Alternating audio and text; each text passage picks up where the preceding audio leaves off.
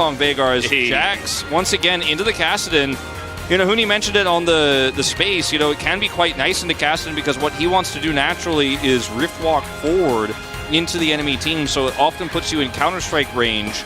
And if you've already used your Zhonya's in the team fight, the Jax will kill the Kassadin. It could be very sticky on top of Xayah and Rakan as well. And I also think that Veigar, just in general, is pretty good into Rakan Kassadin. You know, even though Kassadin has the ability to rift walk through cages, it becomes a lot more difficult to play even at level 16 with that cooldown reduction, where you're like, okay, gotta wait a second, gotta be really careful how to position. You mess up one time.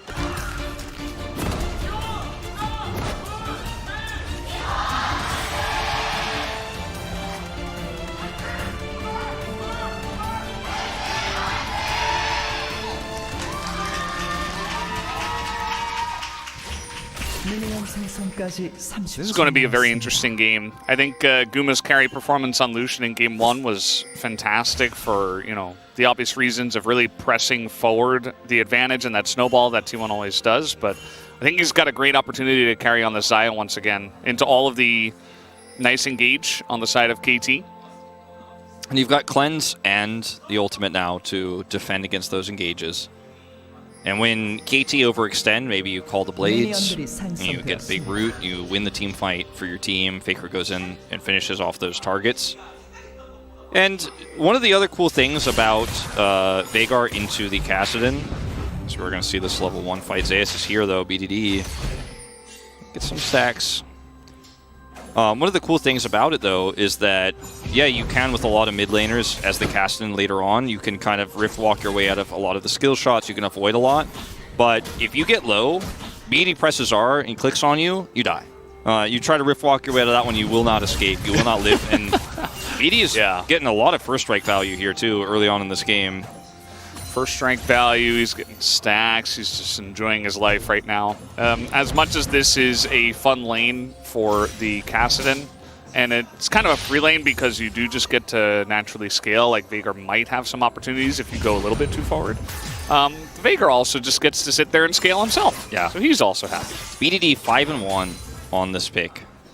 First loss was Game 1. Yep, I was about to say that, and the control he has shown with this pick so consistently has just been incredible. And now Talia was banned against him earlier in this series. He's not going to pick it up this time. Picks up the Veigar early. And he's just been such a point of consistency for this roster, and he's been so clutch, you know, and so many of these fights for KT towards the end of the season have been won by a big shuffle into an Emperor's Divide. Great cage. Guma has to flash this blade early. Yeah, and that's a huge boon. Yeah, the Xayah early, you know, we talked about this Leona pick into it, is going to really enjoy this lane just because of how she interacts with the Rakan. As Cuz is here. Just going to zone Faker out of a wave. There's more, half a wave, it looks like. Trying for anyways. Cannon. Yeah. Hashtag worth, maybe? Faker will get most of those. He had red buff, so if Faker tried to go up and try anything, would have been putting himself in danger. As BDD also in danger, but Cuz here. Owner, let's see how this goes. He hops into the cage. BDD is quite low, but flashes over and is looking for the kill. The last auto will get it. First blood is to Lee Sin, but BDD picks up a kill, and now Cuz has the play here onto Owner. One more hit would do it, but they call Keria roaming up, and Keria is here to turn the fight as Cuz hands in the air. Nothing he could do. 2v1 as the Prio from bot wins T1 the fight. So 3 flashes expended for exchange of 2 here, but obviously T1 will end up getting the better gold. Now, the kill goes over to BDD and not to in the Faker exchange. He gets an assist. It goes to Owner. So both kills going to the jungle in the case of T1. Now, it is Owner on Lee Sin, and he does a lot with a little. He already has his Iron Spike whip online. Just hold up. No flash. A little bit of a rough spot here for Keria. He's got an ignite on him. Another stun comes in. It's a free kill gifted on a golden platter to aiming. He's got a little smirk on his face on the player cam there as well. Just, you know, playing a little bit too greedy here. Gets punished with no flash. Now Cuz is coming over. They're going to set up a dive. This is what Lehens will do with this pick. And you mentioned it's great at the Rakan. When the Rakan has no flash, it gets even stronger here. Lehens has Hex Flash. It was like maybe they were going to commit to the dive here on this level 3 Guma, who has no flash. This has been a pretty solid matchup for the Jax this season. A lot of those games are Keens, in fact. I was wondering, like, what is the stat on that? As BDD here flashes aggressively, and if Faker gets out here, look at how close this is. BDD gets in, one more auto takes him out. If that actually doesn't happen, if he dies before that auto goes off, this is horrible for KT, but at least they're able to get that kill and multiple flashes. Keria buffers the knock-up here with his flash, and will take Cuz out. Then subsequently dies down here. No vision of where Lehens is. Lehens knows it. Got to dive in topside. Looks like he will be okay, but Keen does have to flash away. Yeah. But, hey, you can see T1 trying to be proactive, at least on the top side, which is not something you see all the time. But Owner very strong right now. Yeah, Cuz doesn't have ult. He's level 4. Spots him after the Warrior Trickster, so yeah, he's just gonna have to go away. And Owner is saying, okay, well, there have been some slip-ups, but I'm gonna solidify. I'm going to make us okay in this early game. Keen has teleport, so you're not gonna lose too much here. In fact, don't even necessarily need to use it. Down here on the bottom side, aiming, hitting some of that poke here. Does have his Dirk ready. And there were times in that last game where I was like, ooh, which would have been better, lethality or on hit? And it felt like mostly lethality, but there were some moments where you're like, okay, well, if he can't actually do anything damage-wise here, if he has no mana or if he's not able to hit Qs, this lethality bar isn't going to do anything. But when T1 overextended and when the engages were there, I mean, man, did he line those arrows up on this Varus. And once again, he's going to play it. Chains of Corruption also fantastic. Yeah. Just, you know, not even just for pick potential, but also for if they engage into you, because it can chain. That's the part of it, you know, the Chains of Corruption that can really just kind of put a stop to an engage. As Faker is in the cage. And BDD is just having so much fun in this lane. Yeah, I mean, if you blink into Veigar at level 6, you're going in the cage. You're going to be punished, okay? And if you already use that ultimate, then the mana cost is so high to continue to use it that, like, you're going to be pushed out of lane if you continue to do so. Faker does, you know, end up having a similar amount of mana here to BDD, but BDD looking for a plate. Okay, Q comes in because is here. He catches him on the end of the cage, goes back in onto BDD, who's got an ult and a dream. Can they get the kill? No. But this should still be a lot of extra mid-prio here. Going over to KT Rostel, Lehens is up here as well. And they might be able to turn this into a mountain break here early. Lehens coming in, trying to stop some backs. I feel like they could have stayed, maybe taken a plate, but just want to get the good back off. Yeah. Deciding not to rush over to the Drake or collapse onto the enemy Xayah, who's bottom, and we'll have level 6 very soon. Aiming just hit his. Nice play here from Zeus. He's going to all out him underneath. Keen in a little bit of trouble, but looking to maybe trade it back. Just no hops away, and in goes Zeus, takes the 1v1. And this time, he'll get the better of it. Yeah, has the Ghost available. Keen no flash. Goes over here to try to defend this turret. Uh-oh. What's going on here? Owner's here as well. The Warrior Trickster might save him, but they are on the chase. As Cuz does have flash, there it is. Trying to get in behind the minions, but it doesn't matter. Owner just flashes on him and kills him. That was beautifully played from Owner. Third kill for the Lee Sin, and plate gold going over the Zeus. And Keen just overextending there, and Cuz with no level 6 comes over for the contest. Maybe now an engage onto them. Chains of Corruption go in. Guma has to back away. Still has ult and cleanse. And aiming has no mana. Probably don't play this too greedy. Back looking at this again. BDD at 67 stacks, 8.5 in. Keen really overplays his hand here. Counter-Strike goes off, with Zeus charges through, gets the Q, pulls him back, and then he knows, okay, I should have enough damage here. He has the Ghost, of course, to follow. One more dash Q, taking him out. Cuz comes over here, and because Owner hits level 6 off the kill, you could imagine that he probably is a few minions shy of 6, so maybe he thought if he comes up here in the tower and he gets like maybe 3 minions and he hits level 6, maybe he can survive, but the timing is off. Owner is able to come over and take him out with a really nice flash Q. Hits level 6 himself, and now they're going to take the Drake. Lee Sin is going to be such a massive threat. So much of the gold that T1 is ahead in this game is onto Lee Sin. Whereas, you know, you've got a kill on BDD, you've got a kill on aiming, so some of the gold for KT in a quote-unquote better spot. Yeah. Speaking of, this is going to showcase exactly what you're talking about. Obviously, these leads in the top side of the map are pretty massive for the top and jungle of T1. as once again, more skirmishing. Keen looks pretty happy to take this fight, but gonna dodge the counter-strike, and Zeus is on the chase here, not gonna get the knock-up, and now Faker's here. Uh-oh. Keen does have flash. Yep, there it is, but the slow comes in. Another couple Qs, and yeah, they're just gonna let him go. BDD is gonna trade this for a plate. So not all lost here on the side of KT. Rostel is still gonna get some value here, but you know, you are Keen, you are an incredible Jax player, you have won this matchup before, but you're behind, and you have to respect the fact that this is a team that is going to play around topside. They will play around these vulnerabilities and kind of bait you in. As now with no teleport here, he's going to lose more gold topside. So yeah, your Veigar got a plate, but you're losing multiple here, potentially topside. Had to flash. T1 in a very dominant position here in this game.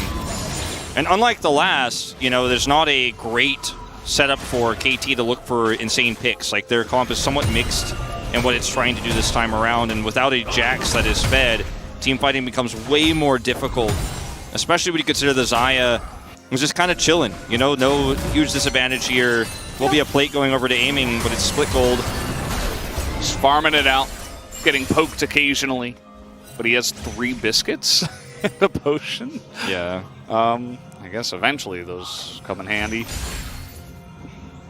But yeah, he's just hanging out, scaling. Faker, you know, he's 6 CS, not really that big of a deal behind, so he's also just scaling. The early Merc treads coming through from Faker here, delaying his build quite significantly, whereas Rod of Ages is done super early for BDD. And yeah, it's not going to be too significant in terms of like big power spikes for the Veigar, but it is going to help him get additional stats, as well as levels for his abilities. So, okay, ult trade. Storm comes out, they're going in onto Lehens as the Eclipse value is there. Ignite used. Lehens is just losing health slowly.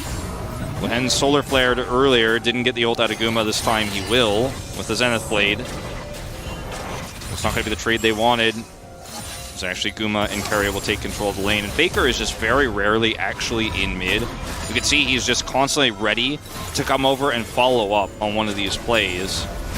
And yeah, it's cost him a plate, 2 plates eventually, but he's casting, and he will be relevant later. As BDD is really the big shining light right now for KT Rostel in terms of advantages. Yeah, as you know, you go in, he's got a flash out. Like I said before, you know, it's relatively high cooldown at this point in the game, so if you're just rift walking into a Veigar, you will be put in the cage, and you won't be able to get out for a little bit. They really wanted to bait Owner here. They had Cyclone, they have Lehens here, and the Solar Flare is committed. Faker has to flash, and so that's a huge win. Oh, no flash now. He's going to catch him. Exhaust has to be used, and now he's turning it around onto BDD, who is quite low, and Owner's right here for the punish. 4-0 now. He's got Gore Drinker, as Cuz is just barely trying to survive here with the Cyclone. Oh man, this is a disaster for KT. Lehens has no ult, so can't actually follow up here onto Guma, who also doesn't have his ultimate back available just yet. He's got Hex Flash. All right, getting on in there. He's going to tap Keria on the back. And this is going to be additional plates going down in the mid lane. And T1's gold lead is starting to balloon a little bit here. Getting closer to 3,000 here, about 2,700 at the moment. And you're really desperate for something here bottom side, but you don't have ult. As Zeus just controls this top side. He's almost got the whole turret. And this is a very different look for Keen here, unfortunately. All it takes is 1 kill and your lane falling apart in this matchup to really just be useless on Jax. We've seen this before, like way back when we first started seeing this matchup, which is the Jax really struggles early, but not only that, if you get this far behind, it's going to be even worse, as he brings him right over to Owner, but nope, it's going to be punched in the face. No butt, actually. It's just going to go down. No ifs or ands either, Valdez. Like, Cuz is there. Nope, just gets punched in the face. Yep. Sometimes that's what happens. Cuz has no Cyclone, and that was such a great play from Zeus, just communicated with the rest of his team who's up there. And Owner's like, all right, well, bring him to me. I'll take care of it. As he will get the entirety of that turret, by the way. So 2 turrets now going over to T1. Hence, you are on vision. That is the way it works. He's going to get knocked up. There's an Ignite in as well. Misses the Zenith Blade, and Now flash forward, one auto nearly catches Guma, but now even this lane that was slightly in favor of KT, not so much anymore. Yeah. By the way, I said 2 turrets. I really meant they got plate gold in mid and then the turret on top. Obviously, the mid turret is still standing, but there's no buts here in the bottom lane either, as Guma will get away. And, I mean, this angle here, you end up getting this hit onto Faker. You have ult, but you're still early game. You don't have enough damage here. And that shield comes through. The exhaust is there. And Cuz is just over here like, I can't do anything. And then Zayas pulls Keen into Owner. Yeah. And then this is the no bust moment. He's like, oh, Counter-Strike? Nope. It's going to get punched in the face. Yeah. Cyclone? Nope. And this, I don't really know what Lehens was doing. Like, maybe he thought he just randomly queued in the brush or something, but they had vision of him the whole time, so pretty straightforward for the T1 bot lane. Yeah, I think the hope is that Guma's low enough and doesn't have flash or ult, so maybe they could get him, but his flash was back up, so actually. Yeah. Here's T1 taking a second Drake on the map. It's Mountain first, which is going to make this even more annoying. On top of the Chemtech, and it is a Cloud Soul. So I feel like it's actually not that bad, as here is BDD. He's in a lot of trouble, as now all the lanes are falling apart. The one shining light of KT. It was BDD, and now he's died 3 times, and he's going to lose his turret. Yeah, turret's going down here. Cuz he's got Cyclone this time. I don't think he wants to use it here. He's just going to try to keep the turret alive. But, I mean, this is a massive gold lead here now. They have 30,000 to the 25,000. We're getting close to 5,000 gold now. In an instant, this has changed, right? It's a 2 Drake lead here as BDD feels safe because he has the cage, but this is a Cassante. Just goes through cage, he doesn't care. Unfortunately for BDD, the follow-up charm is there from Keria. It's just chain CC'd to death. Thought the cage alone was going to be enough to save him. It's not, and now you don't have any win. KT don't have any win conditions. Valdez is what. Yeah, T1 just mind controlled my brain. Sometimes you go Bruce Almighty. It happens to the best of us. Yeah. Never go Bruce Almighty. Except that one time Wolf just did it like 10 seconds ago. Don't be like me. Don't do that. So you have Herald control now. And this should actually be the second turret for T1 when they decide to drop it here. The mid turret has taken so much damage. This goes back to the same sort of game 1 control conversation we had where you have a Kassadin, a Fed Lee Sin, and a Rakan. You get rid of that mid turret, and you have so much siege, you can control oppressive vision around these critical objectives. See where Keria is. He can be up like this because he has so much support. And he can even engage over the wall. He has flash. He has ult coming back up. He's waiting for it. Yeah, they have 3. They're like, oh, he should be safe, right? But I think the second you see Keria, you got to just, they're just going to have to back off of it. Rift Herald coming in here, looking to get a charge into the inner at 18 minutes into the game. And this is with a Xayah and a Kassadin on their team. This isn't like the, the Lucian, the pressure lanes, the Prio mid. No, it's just, they're just scaling at the same time. It's interesting, we talked about this. We hadn't seen Owner's Lee Sin, which was surprising. But you consider the Elise draft, and then what they tried to play in Game 2, and now he plays it, and it's just one of the easiest calls for T1 to make. Is like, yeah, we'll prioritize the Lee Sin on blue side. That's okay. We can play any draft with this. And this is Owner's game, man. He's everywhere all the time, setting up picks, getting these solo laners behind, and they have a massive lead on objectives here. Keen. Oh boy. Well, he's going to dodge that Q. We'll see if it helps him out here. Hops over to Owner, and the Counter-Strike is there as, nope, just going to hop over and kick, as now we do have Lehens trying to turn this one around as Q once again landing into Keen. And, well, not the best execution, but they do force Keen back. Yeah, still really well played. Zayas doesn't have enough vision or information to try to commit any harder there. And I think it's the right choice to back away, but still getting a flash away from the solo laner who's just desperately trying to get some farm and maybe some bounty gold. And what it turns into is he's pushed away, he has to flash, and it's actually a turret that goes over to T1.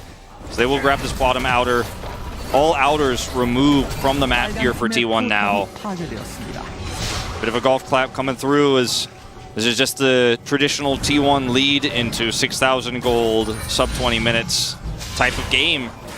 There's not much to say here for KT because there are no miracle fights or engages here anymore in this draft. The Jax is too far behind to make a big Counter-Strike play. He will just die if he engages. He doesn't have flash now either. Yeah. So these subsequent objectives should go over to T1, and I think it's not even unrealistic to do Baron on spawn, which is kind of where they're pushing towards right now. Zeus has TP. I think you can at least bait a fight, perhaps. There's a really nice ward was just pushed down there, probably by Lehens, just outside the pit, just at the mouth of the pit, so that it can't be taken away by Vision. And Keen also has that flank ward to the left side of the Baron there, left of the river. Maybe he could get a flank angle off and set up for a Counter-Strike if T1 do commit. And I really want to see the amount of armor that Cassante has right now. I don't think you do, actually. No, I think I do. I think I need to know. I think I'm just projecting. I'm like, I don't think I want to know. I don't think I need Lee Sin to know. has 120. Yeah. He has played with steel caps. So, yeah, the one Mountain Drake is also quite nice, just to add to everything. So as KT group up top side here to stop a potential Baron take, T1 are just not there. They're pushing bottom side. They get another inner turret, and they're going to be able to turn this into the Soul Point. And even though it's just a Kassadin here, it's one of the least diveable champions in the game. I mean, Faker has 80% of a turret here, so he also has flash. You can't kill him, and if you try, there will be consequences. Yeah, I don't think so. Now with the Leona, they might try. No, they're not even going to. 2v1 on the bottom side. Zeus in a little bit of trouble here. Doesn't matter how much armor he's got. He will be taken out as they get an objective turret and the kill onto Zeus. Yeah, but Guma also gets this turret here, another inner going down, so they end up winning overall massively here. And yeah, Zeus overextends. Probably didn't have to die there. Probably didn't need to force that. And by force that, I mean just continue to walk forward after the turret is dead. But, I mean, he's like way up here. Not much you could do to defend this one, unfortunately, but T1 really just trying to sell the idea of, like, better dive that top turret as Keria is going up. The timing of this doesn't work out. Still, mid turret goes down to Guma. They get Soul Point. So they're winning in basically 3 parts of the map. Yeah, you lost top turret and a bounty went over, but it's not that significant. As KT, they're just grasping for at anything they can get, you know? Get that top turret, get a kill onto Zeus, but you can't start Baron yet. Small victories. Yeah, small victories, you know, one step at a time. At least it's not Infernal Soul, which would have been a little bit of a problem. 2.5 items here on Guma, who was able to eke out 2 kills in the early to mid game. Some of those in the lane as well. Yeah. It's kind of weird how that early game went, where it felt like KT like had all these options and had all these win conditions, and then like top started losing, and then bot started losing, and then mid started losing. It's like one by one the lanes are like, oh, okay. Well, what do we do now? They just had so many of these leads built up by Owner, which is making big impacts everywhere. You know, the near victory there in mid ends up being great for Owner. He gets ahead, and then sometimes with a lot of teams, like, okay, Lee Sin got ahead. What does it mean? How do they use this? Owner has used it everywhere, and now they're starting up Baron. Faker has not even swapped to Smite. They don't even need the double Smite here. He does have TP. Okay, they're zoning. Yeah, that's a lot of damage in onto Zeus, right? Like, what? There were 5 people there. Or 4, I guess, for the majority of it. As down goes the Baron. T1 take it in the face, and they don't even get Zeus. Yeah, he gets out, really nice all out there, and gets away from the top side, or gets away through the top side. As KT, unfortunately, is not able to lock anybody down, not able to get Cuz into the pit. And once again, this Cassante does his job. Like the last time, you know, we saw Faker on the Cassante. He was on the backside of the pit in game 1, just trying to prevent everybody from doing anything. Basically 1v5, and this is Zeus' job now. He's just going to try to keep Cuz away from this Baron pit. That's his job here. Keria's with him. Good dash away from Keria, and he does, of course, have the ability to continue to zone. Cuz just wants to get in the pit, but he's got the charm. And then the follow-up knock-up, so there's just no way Cuz can flash or Warriors Trickster or both into there for the 50-50. And they commit everything. And yeah, you lost ult, but Okay. Ghost available. He's just going to go straight through it as he does get stunned on the opposite side of it. But yeah, you're just not getting away from this. 4 people against BDD, and they feed the kill over to Guma, who's now on a killing spree. And they have Baron buff, so they're just going to push 2 lanes here and start to take more of these structures off the map. They can just go straight for Inhibitor first here and then go for the top side push. Well, I feel like game 1 was more of a game than this one. Yeah. And game 1 was not much of a game. This is just absolute stompage right now. Yep, this is just vintage T1. And what do you do as KT here? Maybe Flash Cyclone's better than your Flash Cyclone angle in game 1. If you guys remember when Cuz was on this Wukong and he was like, maybe I could make this happen. Maybe we could go wrap around, and they just completely ignore him. And T1 are not overextending. They're not making any mistakes this time. And remember, game 2, KT had some advantages, and then they lost all of them. There were 2 Baron steals from Faker, and then T1 essentially lost in an overextension. And it's those types of moments where you're like, is KT going to win this series? And then you realize it was really, if KT didn't get this opportunity to punish, like T1 was probably never going to lose game 2, right? And then you look at this and you see T1 are just playing it very safe, very slow around their advantages. And you wonder what sort of choice KT can make in this game to even it up. How much proactivity is there even that they could potentially do? Soul point for T1, the Drake spawns in 35, and look at the amount of vision between KT and the Drake itself. They have to push through and clear. They blue buff to Caria. Why not? I guess it makes sense. I think Owner also already had one, so we're like, yeah, sure, you take it. Might as well. And KT will not contest the Drake, it looks like. Just going to simply defend here and hope for maybe an Elder Flip fight. When BDD doesn't have his death cap yet, that's pretty essential for these late game fights. Yeah, and this time you don't even have like the Aphelios angle potentially. They have the Veigar again, but Validity Varus into single mountain Drake, but it's also Cassante and a Fedley Sam. So you're not really going to be dealing 2 damage to the top side of the map at least.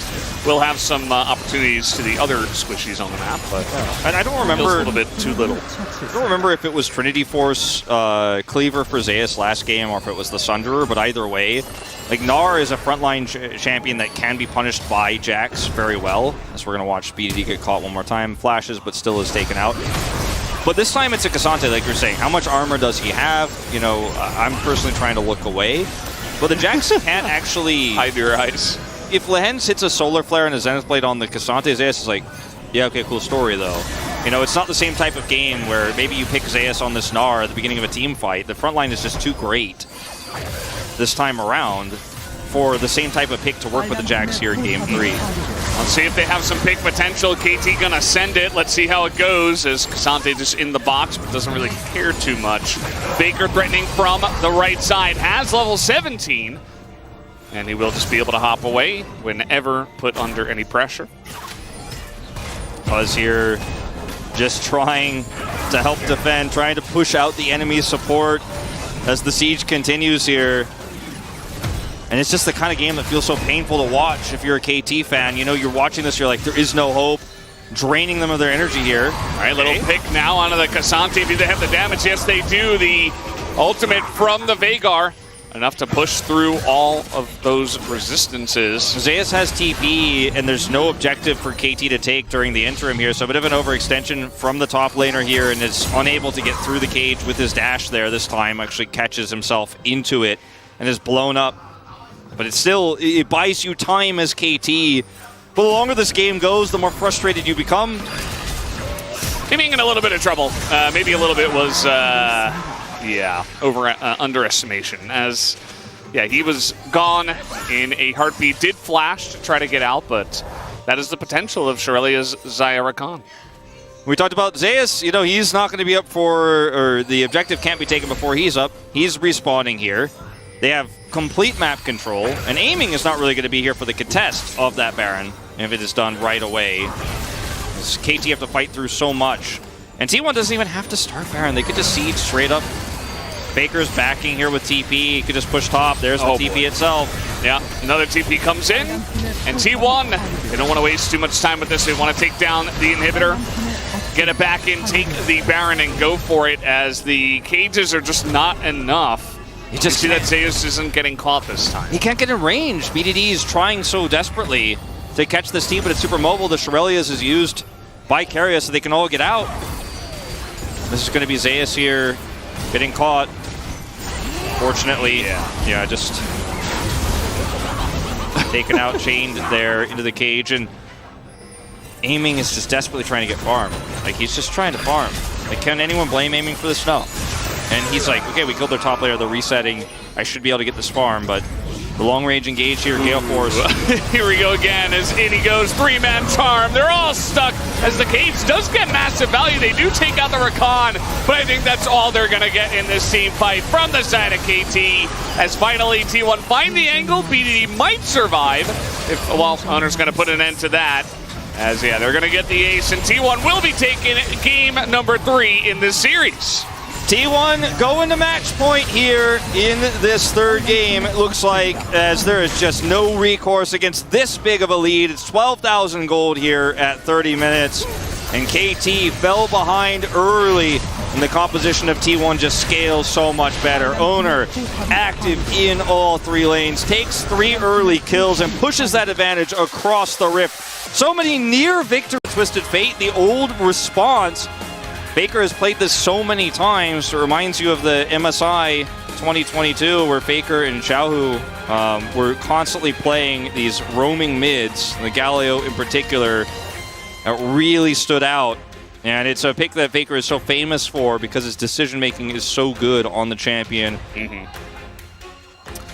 And it does provide another frontliner here pretty much. Obviously, Galio doesn't really build tank, but at least another thick body in the front so that Xayah can do some decent damage. Maybe Gnar can chip away. They don't have a huge amount of damage in this composition, but...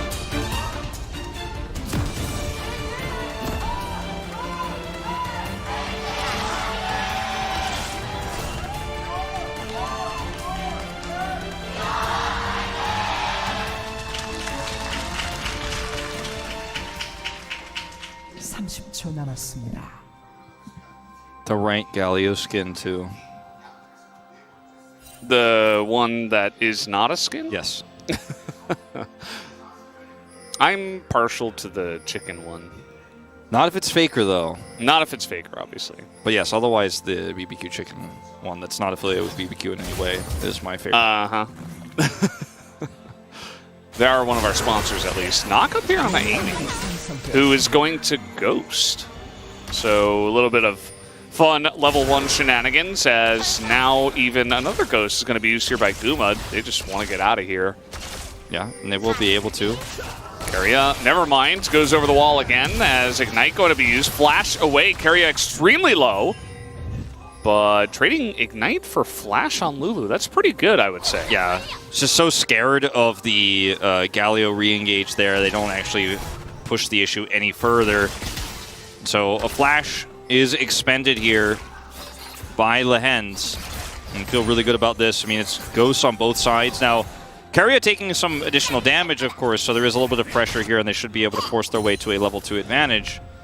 As Owner, this is a very early level 2 gank coming through. Lehens doesn't obviously have Polymorph. They realize, too, they see Keria and Guma coming, and they're like, you know what? This is actually going to hurt Owner's early game. Okay, not going to stop the back, but it's really just playing with fire there as blue to bot gank. Not something you see every day, but with no Flash and Lulu. May have worked out. Did not. Wow. Only 13 times this matchup. Feels like so much more. In the LCK. Yeah, of course. Outside of the LCK, as you were mentioning. Definitely have seen this quite a lot. Yeah, LPL in particular loves both of these champions. And internationals. Yeah, international events, we have seen it a lot. As it has been one of the ways that when we saw LCK and LPL dominance for so long, the macro for both the regions was so much further ahead, I think, than the rest of the world that just allows you to make those plays without really showing too much draft-wise.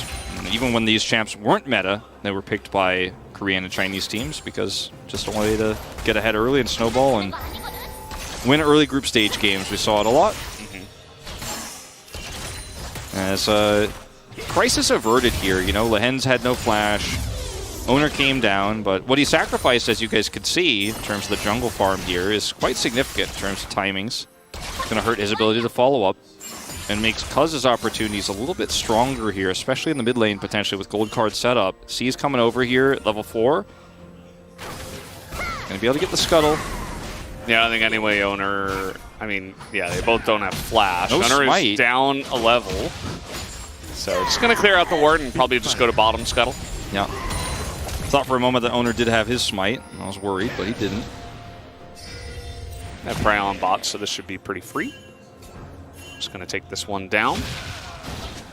It's not going to be the end of the world for Owner, but it's definitely a different look than Game 1, obviously, where he made an impact very early on in the game and then started to snowball.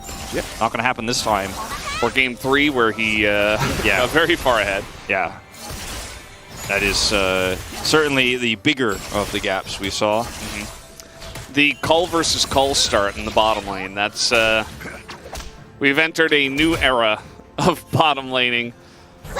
Yeah. Everyone's buying a Cull nowadays. Reminds you of the old Jinx Aphelios days. Now it's just Zeri. Zeri she's a newer champion. Zeri and lane opponent that isn't Lucian or Caitlyn. Yeah. Or Varus. As up here, Keen just playing this passively. Trying to see us under turret. BD being annoying. Ooh, nice sidestep. Actually going to be a really good trade. We mentioned this earlier, the 3-0 for the Twisted Fate in the champion stats was all BD. Now he won game 2. In this best of 5, he's 4-0 on the champion, and still the only player, of course, who's played it in LCK this season. There was the one freebie game where he played against Akali, but he actually played that. Yeah, I was going to say, I don't know. Immensely well. I think, yeah, I was going to say, that's a little bit mean to say, to call that one a freebie game. That was a really tough one. I mean, he played it really well, but that matchup was just like, oh, you just save my ultimate, and then Akali doesn't get to play the game. Especially if you're ahead, which he helped get there. Here is Cuz. Gonna get a little bit of damage onto Zeus. Could actually try to get... Ooh. There was a chance, like, if he flashes in there, maybe, but Zeus just flashes away, and then maybe you're stuck on their turret, so... A little bit scary there. Still feels amazing, actually, to push this Gnar out. I mean, Keen wasn't super high health or anything like that, but now he's going to be able to crash this wave and he's going to get a teleport at least, and Keen should be able to come back with teleport advantage himself. So it does feel like a huge success here for Cuz on the top side of the map. So he has teleporting back in, as you guys can see. Baker doing the same, has his Lucidity boots. As we are headed for a fast Rod of Ages here for BDD. Keria wants to find an angle here so badly, but Flash is just now coming up for Lehens. Yeah. So missed his window to punish here. You feel great as the Zeri lane.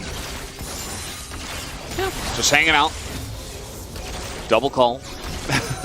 Yep. Farming the waves as you do. Okay, well, then you just face check the brush, and now Lehens is going to have to flash off cooldown. So probably not the look you were looking for. He's like, I got my flashback, let's face check. Totally safe. Yeah, that's kind of the way it felt. As Owner, now getting in there on the Cuz, who is just not fighting this. BDD has ult. He's not going to commit. Yeah. Keria was roaming up from the bottom side. As we are taking a lot of looks up here to the top lane. Definitely does matter, especially the way the last time this matchup did go earlier in the series. We want to see how this time it will go. Yeah, and the farm lead that Cuz had early has kind of faded away a little bit. Still significant, the advantage he has, but it's not crazy. As I say, this Owner is going to come steal this red buff away. Aiming going to help Cuz to get these Krugs. But the gold lead that you see, or saw, until that moment, for KT was mostly just, as we have a pause, we can talk about this a lot. Twisted famously taking a bathroom break in a SPO TV game back in the day. Yeah, that meta was not very forgiving for those types of issues when every game was like 55 minutes. Fun times. Here comes the Destiny Gate as they are looking to collapse hardcore, but in they go a little bit too deep. Faker with the zoning ult. Man taunt as he's just trying to help his team kill Cuz, and that he will. Now the turn comes in. Cuz will go down. Everybody's really low here against the Zeri, though. Yeah, the Zeri coming in. Another double knock up as Owner. Super low. Faker super low. And now we do have level 6 for Guma. He's trying to turn it around, but so many kills going the way the side of KT. Because it's so hyped, man. Because he knows this fight is won by KT. They take 1,000 gold to lead now. Zeri picks up a kill. 2 kills for BDD. And suddenly this game is totally opened up. Yeah, you got the Drake as T1, and Keria had some really heroic engages there to actually save them, plus the triple taunt you mentioned from Faker. If that doesn't happen, plus the knock dodges the Gnar. Keen's looking for it. As Flash has to be used from Zeus. The spacing is there. One more Q could do it. He's not going to continue forward. Oh, man. Also, Lahenza's coming up now. The Lulu gank? I mean, he might go for it here.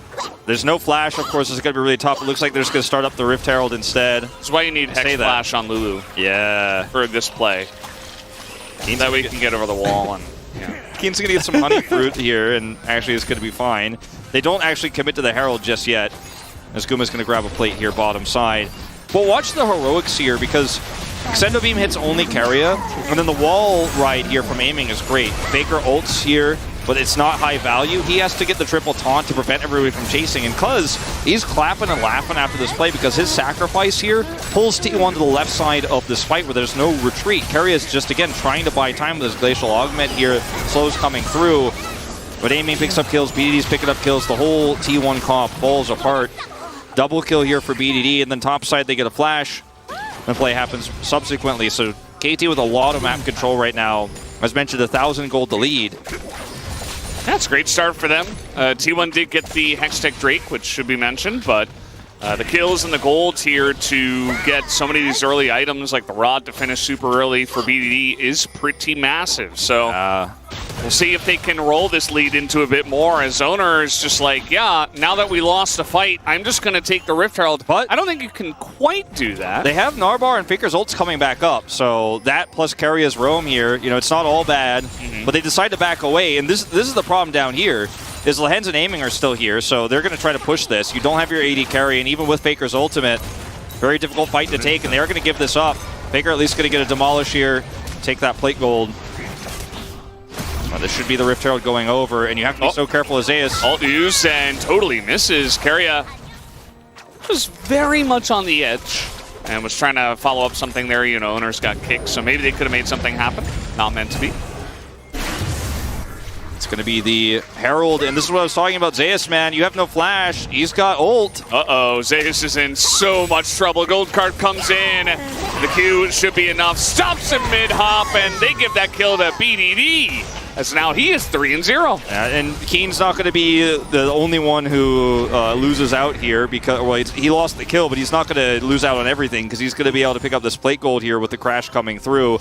So lots of money to the Jacks anyways. Aiming's picked up a shield bow here at 11 minutes because of the gold he's already gotten. His quote completed. And KT in a massive advantage here now.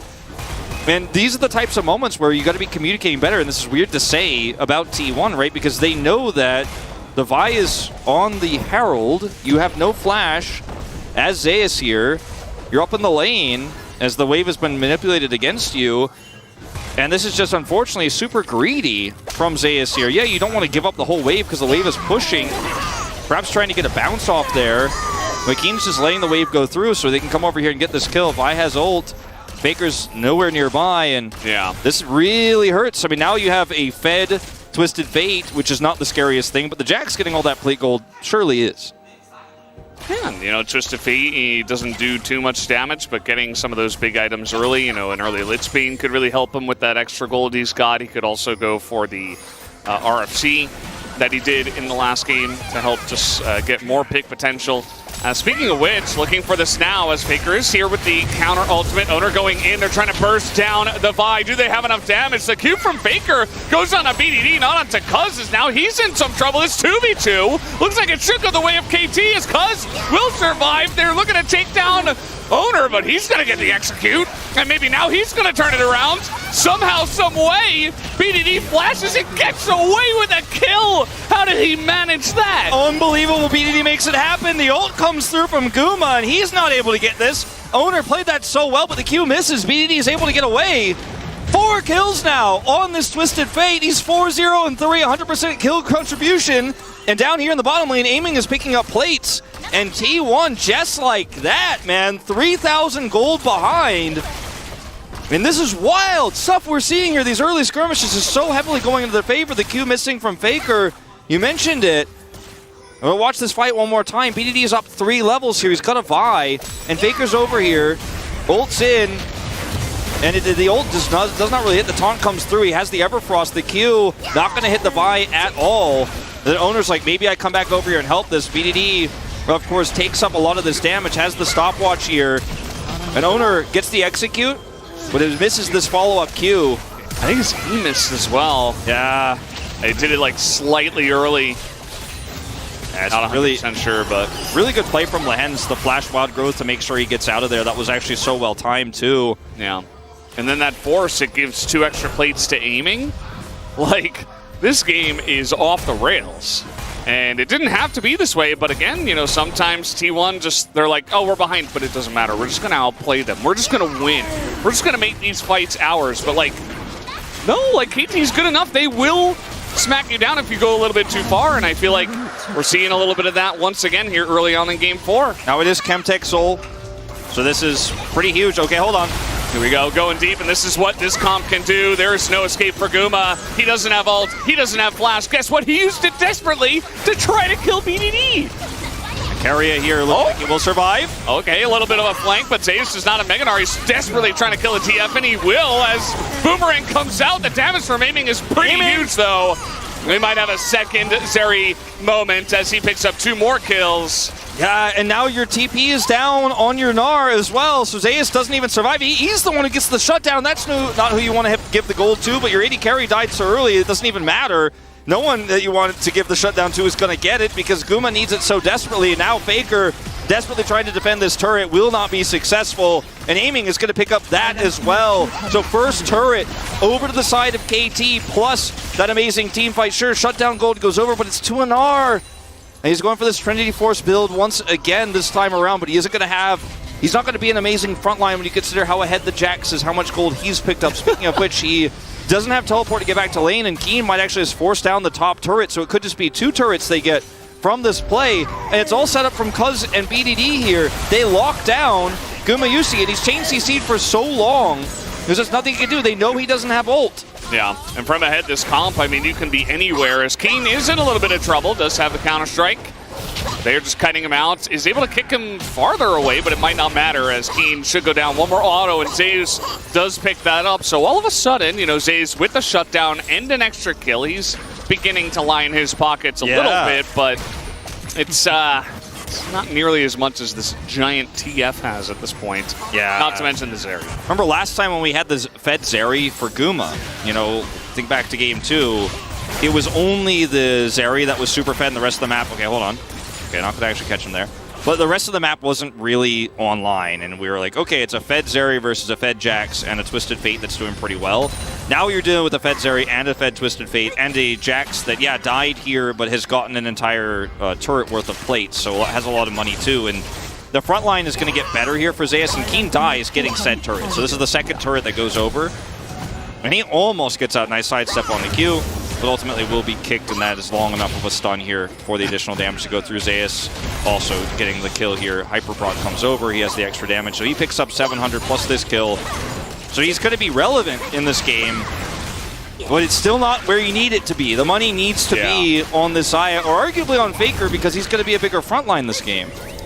Yeah, and I remember, you know, in the draft, talking about the immense amount of, like, big circle, team fight, engage, kind of wombo combo-ness that T1's draft has, but from behind, without vision, you know, against the pick comp of KT that can kind of just pull you around the map and doesn't really have to fight team fights, I think KT can, if they play this well, this game should be theirs. Not, you know, not to mention, again, the Zeri.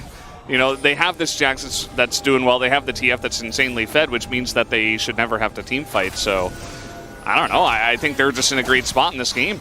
Yeah, certainly. Keria looking for an aggressive play here with Owner. They could get caught. Twisted Fatal. Here we go once again. Might have a little bit of a team fight. Faker's all the way up in the top lane. He could TP. Okay, he is going to TP into this one. We are opting into a 5v5 as KT. Yeah, Keen here looking for the follow-up. Might not matter, but will it as the Vi is getting low? They take out the Vi! KT went a little bit too fast. And Furious, they do get the 1 kill to T1, but KT still with the lead, and the incredibly scary carries will push T1 away for now. No objective to take or anything like that for another minute here, so Vi will come back up. Zeus trying to frontline set up a Narbar, so the engage is real, and if the follow-up there is not as crisp from T1, if the counter-strike is timed a little bit better from Keen when they decide to go in there, things look very different. Also, Keria had stopwatch, so you can hard force that. And I think that's what they're looking for here is, yeah, Twisted Fate ultimate comes out, but the kiting is good. Owner's kick is also fantastic, so they buy a lot of space, buy a lot of time for Faker's TP. And now it's hard to force the engage here as KT, because you're walking into a Galio taunt, you're walking into a Keria engage, which is going to happen here on the right side. Keria comes over, and he's not under any threat here of Keen's Counter-Strike because he has a stopwatch. Keen actually gets out of there. And that's a pick going over onto the Vi. No follow-up. And yeah, all the health bars are low, but KT can't force their way through that inner turret, or mid turret. Yeah. I think you need a little bit more finesse with this KT comp. You can't just sprint at them, you know? You got to be careful. They still have insane amounts of CC. Like, yeah, you are a Vi and you are ahead, your team's ahead. As I say that, they are just going to ham-fist it underneath this turret. Let's see how deep they can go as Cuz is living, and he will open up 2 kills more for the Zeri. 100% worth, you know? I mean, yeah, this time it works. You've eliminated the AD carry of your opponent, so you're going to continue to deny farm. And there should be a second Drake going over to KT as well, not the most impactful one. As, yeah, Owner thinks better of actually taking that Q. And Keen's going to come clear some vision here, and they're going to commit to the Drake. They have enough damage to do this. And with all these turrets down, they can just group S3 here without any cost. Like, yeah, you don't have a jungler, but it doesn't matter because you have the damage to do this, and there's no cross map where your solo laners need to be. There's actually nothing really to get on the map besides this Drake right now. So now 4,500 the lead here for KT. And it's been such a long time since we've seen KT actually go toe-to-toe with T1 like this in best of fives. They are making it happen. Cuz gets the flank. He's the one who dies last time. They get the ult out of Guma early. He sacrifices himself for aiming to get the double here. And there's nothing Owner and Zeus could do. No Narbar here. We were just desperately trying to hold down the turret. We'll defend it, of course, but at the cost of the Drake and their AD carry. Those the items here were in a very similar situation to the last time we saw the Zeri for T1. Might actually be 2 items up here if this continues for aiming. He has 6 kills. He's about to get, you know, his glory spike at 20 minutes into the game. That is a, we've had multiple Zeri moments in this one. So we'll see how KT can go with this lead. Cuz waiting in the wings. And you know, what's interesting too about the Twisted Fate, we talk about Twisted Fate doesn't offer you a lot of damage, but in these early skirmishes with the lead he had, the fast rod, and also now this Lichbane, he does quite a bit of damage, right? And this is the kind of snowbally Twisted Fate that BDD is famous for, where he gets so massively ahead, and it doesn't feel like a waste for the gold to be on him because he's making a huge impact. As you can see, 1,600 ahead, 2,500 ahead is aiming. Quick Blade's just hit as we bring this up. And this is going to be T1 now struggling to come back in this game. Looking for a pick onto Keen, but even this is greedy. A topside play onto Faker meanwhile. Yeah, they're making a play up here. Or at least trying to put on more pressure. They, with the ultimate, are able to see that 3 people were hovering bot. So able to just push on in and make something of this. Keen does not have flash advantage, so he's kind of just sitting here under this turret. Not going to commit anything further. Yeah, I kind of like the angle here for Keria. I think that in order for T1 to have a chance to come back in this one, they really need some kind of heroic engage that KT just don't see coming. And like maybe you catch aiming off guard, you burst him down. He does not have cleanse in this game. So if you're charmed, you're knocked up. Obviously, cleanse wouldn't help there, but if you can change some stuff into aiming or into BDD even, I think there is a way for them to come back, so Keria is going to be looking for those long angles. Zeus going a bit... Okay, hold on. Well, I say that, and now he's in a little bit of trouble as he is going to flash away. And aiming is just frontlining, just going to get kicked away. Faker just desperately trying to join. So they get a ghost, but otherwise a massive advantage here. Keria has to flash, Faker has to ult here. He does have teleport, of course, but this is huge on the side of KT Rolster getting that pick. And I was just going to mention, it looked like bottom tower was going to go down, but it does not, in fact. As Keen stepped up too far to Zeus. Zeus did a ton of damage to him, but he's not actually successfully able to take that turret out. So T1 not even getting that on the bottom side of the map. They're very close to it. Very close isn't good enough. Aiming needs to be very careful not to get caught here. Holding on to this flash is really important. And we are still a ways away from this next Drake. The Baron is up. T1 are going to force down this mid turret. And they're faster to group for the Baron right now. Zeus does have teleport. I don't think they can start it, but they could definitely start to scare KT. Maybe force a Twisted Fate ultimate out, try to put KT into a compromising position here. I think that's the way you have to play this as T1. Like you said, setting traps like what Carrier was looking for. Cost him his flash, but it's a proactive play that gives you an opportunity if KT make a mistake, if they feel the pressure here. Remember, T1 are on match point. KT have a massive lead this game, but it's by no means over.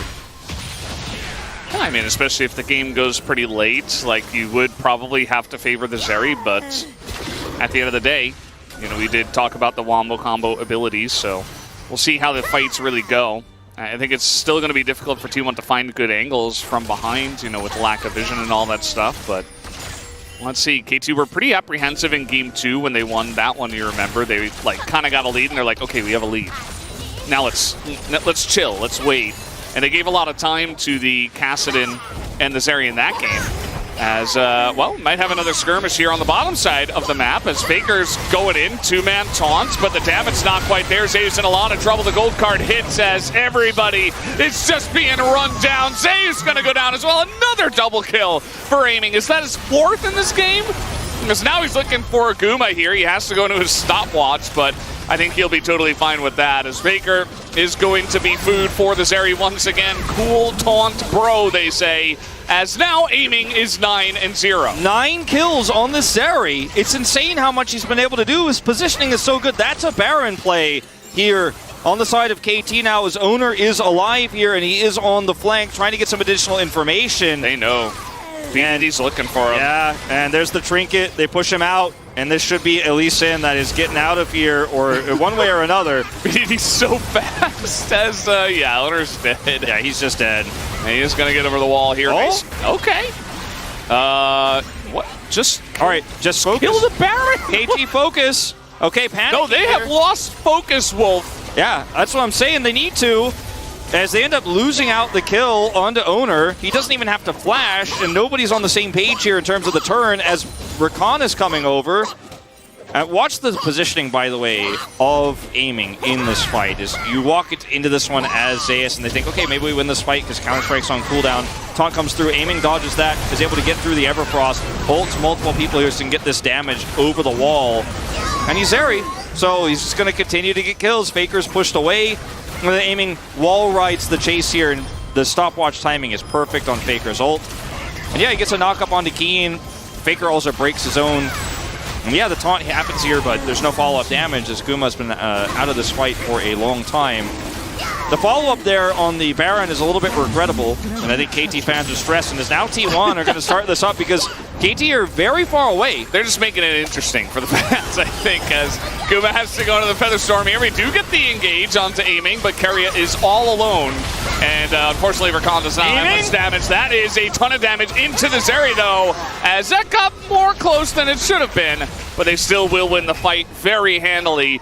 Should be able to take down the Baron. I've never seen a Zeri have a moment like that. Barely surviving. Immortal Shield Bow pretty good. She barely gets out there. If she dies, maybe a different story. Maybe T1 can actually contest, but it's 3 kills going over now. That is Baron. And now, very likely the game going into KT Rolster's favor to bring us to Silver Scrapes because there's just too much of an advantage. You have 10 kills on the Zeri now. And going back to this, it's Guma who's polymorphed here. BDD for the follow-up. Gold card is denied by the ultimate initially here. And then Owner's Q is pretty perfect, but notice that even 1v2 was enough here with the Zeri. Aiming, having that shield bow buys him just enough health to survive. Yeah. Very close call. Chemtech Drake extra shield power. Oh my god. Ox is watching. Oh my goodness. Ox, secret KT fan. He's got Bloodthirster now as well. Think about the value. The value is quite high, in fact. Now his stopwatch is broken. He's got so much money that he could turn that into a C8. Next. Or Zhonya's. I mean, he really has. He's got the options. I'm down. Now, I mean, with this Baron up, first time KT is actually able to really secure one this series and push leads. We're going to be able to take a lot of control off of this map and then get some deep vision. You already have a Twisted Fate to super ahead. Now he's got Rapid Fire Cannon. And all these turrets just falling by the wayside. Guma can't even farm freely, safely here. He's just waiting for these waves to hit the inhibitor turrets. That's where he's going to be farming. There's so many minions are being lost in the top side of the map. And that's where BDD is going to put his focus. They've pushed now mid. I do feel like KT could have, used the side lanes a little bit more. The game got so scrappy in the mid to late game here that it was like, well, I guess we don't really need to. But if the game was really slowed down, I feel like you could just, throw a TF into one lane, a Jax in the other, keep your Zeri safe in the 3 and mid. And Owner has had so many impressive plays already this game. Zayas too. I mean, they almost collapsed on and killed aiming right in that last fight.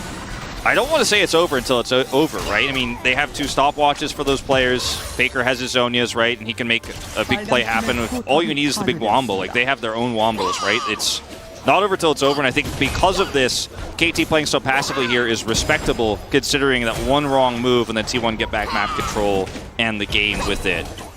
Better safe than sorry. Yeah, I mean, when you're down 1-2 in a best-of-5 in playoffs, that's the way you have to approach this sometimes. Still a pretty massive lead for KT, of course, but I think the point still stands. Better to just wait it out, slowly push him with the Baron. I feel like they could have gotten a little bit more value with the Baron buff, but, 4,300 gold is probably good enough. My problem is the gold is less significant than getting an inhibitor, because the inhibitor is permanent map control, right? And, well, not permanent, but semi-permanent. It's like 5 minutes that you're going to get. And if they just get gold, I mean, you already had the gold lead. You already have a fed Zeri. Getting 4,000 gold extra, 4,500 gold extra is not as great. Now, they will be able to turn this into a recall here, buy some additional items, and then head over to look for the soul fight. Zhonya's picked up. For BDD? Yes. And we don't know how much money Aiming is sitting on right now. Yeah, you have to he was backing, but then he stopped. So I think he's trying to get a little bit more for the GA, probably. Yeah, I think it's going to be GA. Speaking of, Cuz just picked his up. So, I mean, look at the gold held here, the item value, rather. The gold that's held in these items. 2,000 ahead here for Aiming, 3,000 ahead for BDD. And he's almost level 18. Damage negligible, but it's the setup for the massive damage they have in the back line, the Jax, the Zeri. They are really trying to force this turret down, and yeah, they're going to get it, but Faker might just die as he is going to ult away. Look at Aiming on the long con flank. He's coming all the way around. Not much of a wombo combo here, but the 5 are together as Aiming's still not here, and it might not matter as finally they will take out Keen. It matters a lot, though. He's not here. He did nothing. They're going to have the combo. Let's see if they can actually get Aiming. As the Q is in there, but everybody on the side of T1 is just kind of being zoned, corralled into a corner. Keen has teleport here, but now KT have to get out of here. So much for being safe, right? Like, yeah. What is happening in this game? Okay, this is a really tough fight for KT in this choke. Faker's here as Flash. He does have the, if this were old Galio, maybe he would have had the 5-man taunt. Oh, yeah. Not the way it's meant to be, and I think KT are just going to say, well, that was a little scary. Let's take the Chemtech Soul. Yeah, Aiming wanted to wrap all the way around, but he took such a long flank angle to get the wraparound there that when the engage came through from BDD and Keen, he was not there at all. And even though it was a great engage with the Jax, it's like, wait, where's the damage? Where's the damage? Looked very scary there for a second. But ultimately, it is still going to be the solo going over here to KT Rolster. You mean the Elder Spawner?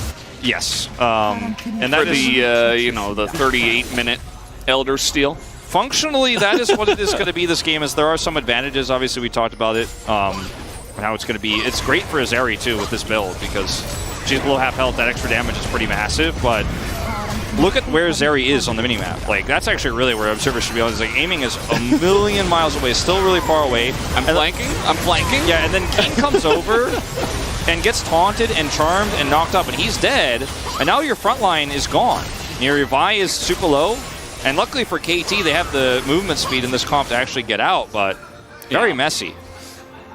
Yeah, that's very true. And T1 were like really a thick unit of 5 of a big ball of wombo combos, so really got to be careful. Not a lot of ults used as well, other than Faker's, I believe. Not sure if Gary used his. Probably did. But either way. Aiming, yeah, he has the GA that we were talking about now for this one. So, I mean, you still have that stopwatch as owner, and he's got to be super close to getting his own GA, actually. It looks like he needs a little bit more money for that, but Like this is 12, the fight. 50? Yeah. This is the fight that T1 need to win. They need to stop this Baron, because this Baron ends the game. But look at the setup here for KT. It's so difficult to play into this. Oh, they're just going to try to 100-0 carry it. Once again, it's not really going to work. Destiny Gate comes out.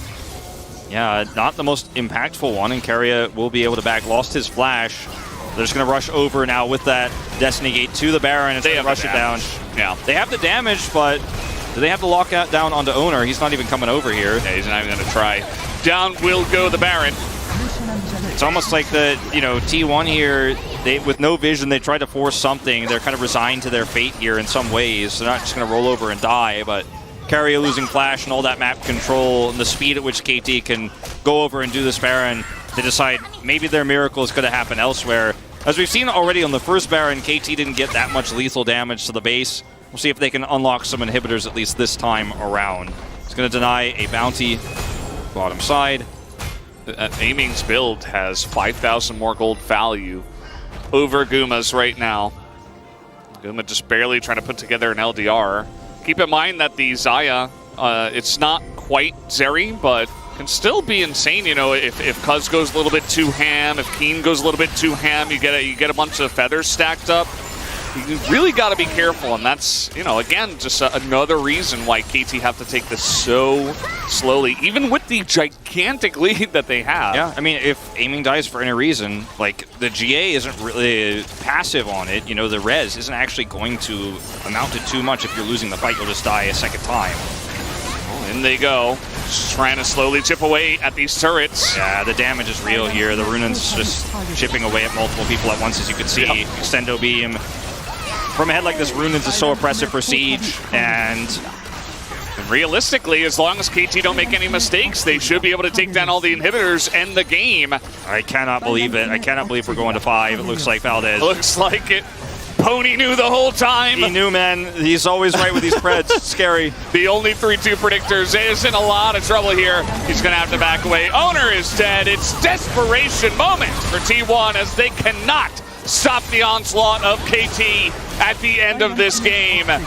Game number 4 should almost definitely go the way of KT. Looks like they will take down the turrets. Although T1 are desperate to try to stop it once again. They get in. Finally, a charm is hitting, but it does not matter. Down will go the turrets, and we will have Silver Scrapes in the Telecom War. Telecom War round 2 top.